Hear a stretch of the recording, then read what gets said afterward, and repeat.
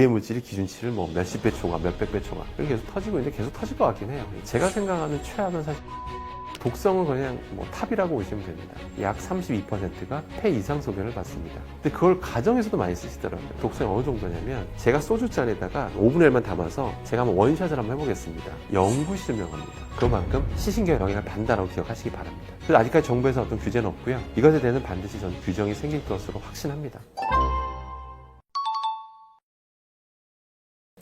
일단 제가 항상 말씀드리는 게 우리가 담배, 술을 항상 제가 좀 예시를 많이 드는데요. 제 참고로 담배를 안 피는데 제가 한번 작정하고 담배를 한번 펴보겠습니다. 하루에 2갑씩, 한 3갑씩 펴볼게요. 3갑씩 핀 다음에 한 달간 열심히 한번 펴보겠습니다. 피고 제가 한번 폐 검사를 받으면 제가 폐암에 걸릴까요? 안 걸릴까요? 폐암 진단을 받을 가능성은 제로입니다. 장담하는데 제로입니다. 술 한번 예를 들어볼까요? 술을 제가 뭐 거의 안 먹습니다만 제가 소주를 하루에 2병씩 매일 한번 먹어보겠습니다. 석 달간. 먹고 제가 암 검사 한번 받아보겠습니다. 간암 검사라든지 받아보면 제 간암에 걸릴까요? 걸릴 가능성은 제로입니다. 근데 정부에서는 술, 담배 많이 하면 위험하니까 경고문 다 적게 해놓죠. 왜 그런 걸까요? 지속적으로 계속 그런 유해 화학물질이 계속 노출되면 확실히 위험하다는 게 명확히 드러났기 때문이죠. 그러니까 모든 유해성이라는 건 뭐냐면 그런 유해 물질의 노출량과 노출 횟수랑 관련이 있습니다. 그냥 우리가 유해 물질이 한번 노출됐다라고 해서 암에 걸린다든지 심혈관 질환에 걸린다든지 그런 건 없습니다. 애초에 그런 거는 팔지도 못하게 하고요. 다만 위험하다고 알려진 것들이 장시간에 걸쳐 노출되면 위험해지기 때문에 제 주의사항을 알려드리는 것 뿐입니다. 예를 들어 볼까요? 우리나라 초, 중, 고등학교 급식 종사자분들 보시면 안타깝게도 다양한 연령대를 조사했음에도 불구하고 급식 종사자의 약 32%가 폐 이상 소견을 받습니다. 그게 왜냐하면 하루에 8시간 이상씩 그런 조리휴무를 계속 들이마시다 보니까 몇 년간에 걸쳐서 오랜 시간 걸쳐 노출되다 보니까 서서히 폐가 이상해지셨던 거거든요. 바로 이겁니다. 노출량과 노출 횟수가 제일 중요하다는 거죠. 그러니까 제가 알려드린 주의사항을 들으시고 저게 위험한 거야? 그럼 노출량과 노출 횟수가 줄일 수 있도록 노력해야지. 그렇게만 생각하시면 된다는 뜻입니다. 그러니까 무조건 정확한 정보를 아시는 게 중요하고 영원히 노출 안 될 수는 없어요. 그럼 불가능합니다. 저게 위험하다는 걸 알면 노출될 수 있는 양과 기회를 확실히 줄일 수 있다는 거. 그것만 기억하시면 되겠습니다.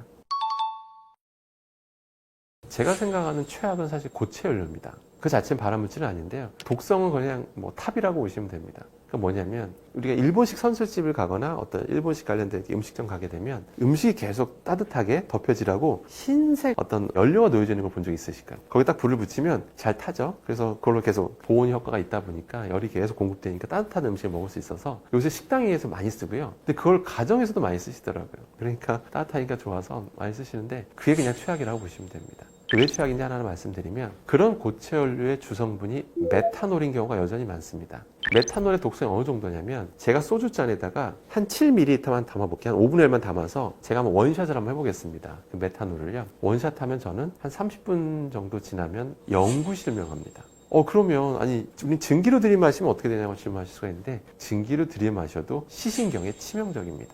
얼마나 치명적이었길래 유럽에서는 진작에 자동차 워셔액이 금지했었어요. 옛날 그게 자동차 워셔액이 있었습니다. 우리나라 2017년도까지 자동차 워셔액이 그대로 썼었습니다. 유럽에서는 그게 너무 심각하니까 아예 못 쓰겠어요. 그래서 유럽에서는 진작에 에탄올 워셔액으로 바뀌었습니다. 우리나라는 그 심각성 나중에 깨닫고 2018년부터 에탄올 워셔액으로 바뀝니다. 에탄올 워셔액이 더 비쌉니다, 참고로. 아니, 밖에다 뿌리는 건데 뭐가 문제가 있어라고 생각할 수가 있는데 그렇지가 않습니다. 왜 자동차 운전하다 보면 워셔액 뿌리면서 갈 때 있잖아요. 근데 우리가 자동차 버튼 중에 내부 순환 모드라고 있어요. 딱 그걸 눌러놓으면 밖에 공기가 안 들어온다고 생각을 해요. 잘 안 들어오게 바꿔놓은 거지 아예 안 들어오는 건 아닙니다. 아예 안 들어오면 위험해요. 공기가 아예 안 들어오면. 안에 공기가 부족하기 때문에. 그래서 미세하게 들어오게 해요, 일부러. 근데 워셔액을 뿌리잖아요. 그럼 뿌리면 밑에 층에 딱 그 바라는 것들이 있는데 그 증기 형태로 안에 슉 들어옵니다. 차 안으로. 실제 실험 결과도 있습니다. 제가 실험해봤는데 깜짝 놀랐어요. 자동차 시속 한 40km만 넘어가면 워셔액 뿌리면 내부 순환 모드를 눌러도 샥 올라와요. 그러니까 그거를 직접 운전자든 다 들이마시면 사셨던 거예요. 특히 택시 운전기사분들,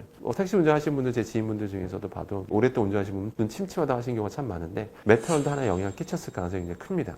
그렇게 위험한 메탄올이 현재 어디 쓰이고 있냐면 바로 고체 연료입니다. 메탄올 기반으로 해서 고형화를 시켜요. 그게 바로 고체 연료인데 거기다 불을 태우면 어떻게 될까요? 타기 전에 휴발하는 것들이 생겨요. 그래서 저희가 한번 실험을 해봤어요. 고체 연료를 태우고 그 근처에서 메탄올 증기 농도 측정하게 되면 굉장히 높게 나옵니다. 그 앞에 있는 분들은 그걸 다 들이마시게 되는 거죠. 그걸 들이마시면 그만큼 시신경에 영향을 받는다고 기억하시기 바랍니다. 그러면 만약에 구매하시더라도 아직까지 정부에서 어떤 규제는 없고요. 일단 밖에서 쓴다는 전자에 하기 때문에 정부에서 규제를 안 하는 것으로 보이는데 그걸 실내에서 너무 무분별하게 쓰는 것들 이것에 대해서는 반드시 전 규정이 생길 것으로 확신합니다. 그래서 많이 쓰셔야 된다면 에탄올이 주성분인 고체 연료를 구매하시는 게 좋고 가급적인 실내에서 쓰지 마시고 무조건 쓰신다면 실외에서 쓰시기를 당부드리겠습니다. 에탄올 된 건 비쌉니다. 참고로 가격이 한 3배, 최소 2배, 뭐 3배 정도 차이가 납니다.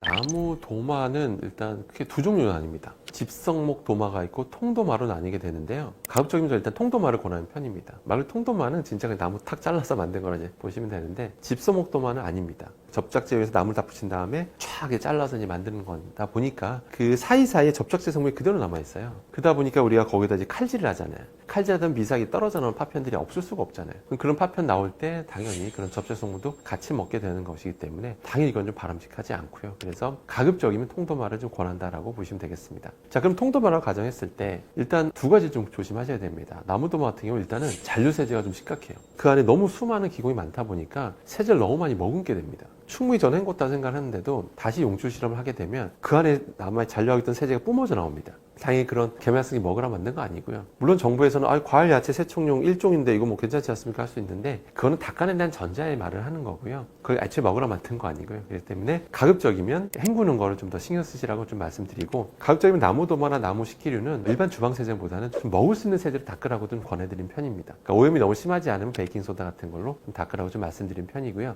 두 번째가 중요한 게 뭐냐면 바로 너무 기공이 많다 보니까 수분이 잘 안 날아가요. 주방 근처에 이제 걸어놓게 되면 그대로 수분이 남아있는 상태에 오래 있다 보면 그 미세한 음식물이 좀 껴있잖아요. 그러니까 미생물 번식이 너무 원활하게 돼요. 나무 제품에서 검게 변한 것도 본 적 있으실 거예요. 다 곰팡이들이에요, 사실. 그러니까 그런 것들이 자칫 피게 되는 수도 있기 때문에 항상 좀 건조에 신경 쓰시라 좀 말씀드리고요. 그래서 좀 베란다 같은 데서 햇빛 직접 받으면서 건조시키는 것도 한 방법이겠다라고 보시면 되겠습니다. 일단은 그 수세미 관련된 예전에 연구 결과도 나온 바가 있었는데요. 그 수세미를 이제 분석해 본 거예요. 그러니까 실제 첫 제품이 아니라 오래 사용한 수세미인데 그 안에 너무 많은 미생물들이 검출이 돼가 또 유해한 것도 검출된 것도 있었고 그래서 너무 많이 검출해서 충격을 준 바가 있었는데요. 사실 그럴 수밖에 없는 게 일단 수세미라는 것 자체가 일단은 우리가 사용한 다음에 딱 그냥 걸어 놓잖아요. 그 상태로 물기를 계속 머금은 상태에서 음식물 껴있죠. 수많은 미생물들이 번식하기 너무 좋은 환경이 되는 거죠. 그렇기 때문에 기본적으로 굉장히 지저분한 거다라고 일단 보실 필요는 있을 것 같고요. 그 다음에 이게 시간이 지나게 되면 표면질이 조금씩 더 늘어나요. 약간 특히 플라스틱 기반 소재라면 더더욱이 표면질이 점점 늘어나요. 분해된 현상 때문에 조금씩 표면질이 더 늘어나게 되면 더 많은 미생물들이 번식하기 좋은 조건이 됩니다. 그렇기 때문에 특히 요즘 부드러운 그 수세미를 선호하잖아요. 요새 아무래도 철수세미 이런 것들은 우리가 막 코팅용 이런 냄비라든지 프라이팬에 너무 손상이 갈 수 있어서 부드러운 솔로 된 게 요즘 많이 선호되고 있는데 이 플라스틱 기반이 많죠. 그러니까 플라스틱이다 보니까 표면질이 확 너무 많이 들어가다 보니까 그런 것들이 유해균의 어떤 온상이 될 수가 있기 때문에 반드시 그런 것들은 주기적으로 교체해서 쓰는 거다라고 생각하실 필요가 있고요. 좀 냄새 맡으면 너무 심하다든지 그냥 충분히 난 세척했다 생각하는데 너무 미끈거린다든지 약간 뭔가 그런 느낌 드시면 그냥 미련 없이 교체하시기를 권해드리겠습니다.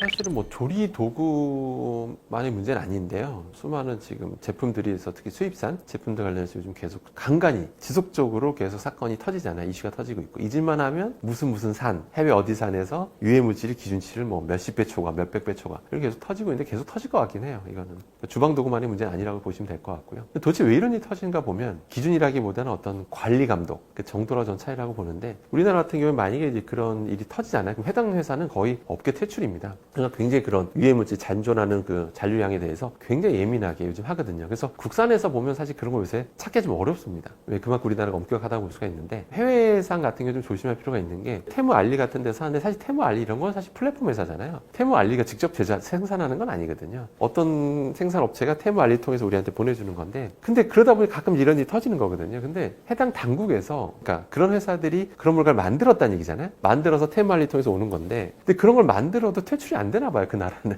그러다 보니까 멀쩡히 그런 제품들이 존재하게 되고 회사들이 존재하게 되고 그러니까 자꾸 이런 일이 터지는 것 같고요. 그래서 이거는 일단 우리나라에서 정기적으로 시약처나 이런 데서 주기적으로 검사를 해요. 수입된 거에 대해서 주기적으로 검사하면서 적발되면 해당 그 상품은 수입이 안 되게 조치를 취하긴 하는데 이것만은 근본적인 대책은 좀 아닌 것 같고 테무 알리가 더 신경 써야 된다고 봐요. 정말 그런 이슈가 되는 업체는 영구 퇴출한다든지 아무튼 뭐 그런 어떤 조치가 좀 필요한 거라 보고요. 일반 우리 국민들이 어떤 뭐 눈으로 봐서 그걸 구별한다는 건 불가능하다라고 보시면 됩니다. 사실은 이제 키친타월 가장 큰 이슈가 됐던 게 이제 뭐 형광증백제, 예전에 이제 그게 좀 이슈가 됐었는데요. 요새는 뭐 키친타월 이런 거 한번 제품 겉면 보시면 요즘엔 형광증백제 쓴 제품을 찾기가 어렵습니다. 요새는 다 보면 무형광증백제라고 다 이제 무란 말을 되게 강조하면서 이제 하고 있고요. 그다음에 이게 괜찮다고 생각하는 경우가 있는데 그 자체가 위험한 제품은 아닙니다. 당연히 키친타월이. 근데 문제는 이제 후라이팬에 어떤 기름진 많은 거 많잖아요. 그 상태에서 한번 이 키친타월로 한번 닦아요. 기름기 충분히 제거한 다음에 그 다음에 세척하는 거는 괜찮아요. 그건 괜찮은데 가끔 우리가 이제 설 명절 때 전 같은 거 붙일 때 있잖아요. 혹시라도 키친타올로 한번 쭉 닦은 다음에 다시 거기다 뭔가 또 식용유 두르고 뭐 다시 이것저것 지지고 볶는 경우들이 있는데 그건 바람직하진 않습니다. 왜냐면 키친타올이라는 게 처음에 그 펄프로부터 이제 화학 처리하는 과정에서 오는 게 있거든요. 자칫 그런 어떤 뜨거운 불판에다 그 키친타올 그대로 닦아주게 되면 자칫 분해 생성물이 떨어져 나오는 것들이 좀 있어요. 근데 그것들이 다시 이제 그 종이로 흡수돼야 되는데 그 상태로 프라이팬 표면에 음식물이 붙어가지고 그게 남아있는 경우가 있거든요. 그 상태에 다시 식용유 들이고 음식할 경우에는 그런 분해 생성물들을 같이 먹을 가능성이 있기 때문에 그래서 가급적이면 마지막에 닦은 다음에 그 다음에 다시 헹구셔야지. 아무튼 그렇게 한 다음에 쓰셔야지 거기다 바로 그냥 키친타올로 한번 닦은 다음에 다시 거기다 뭐 식용유 들이고 요리하는 거는 바람직하지는 않습니다.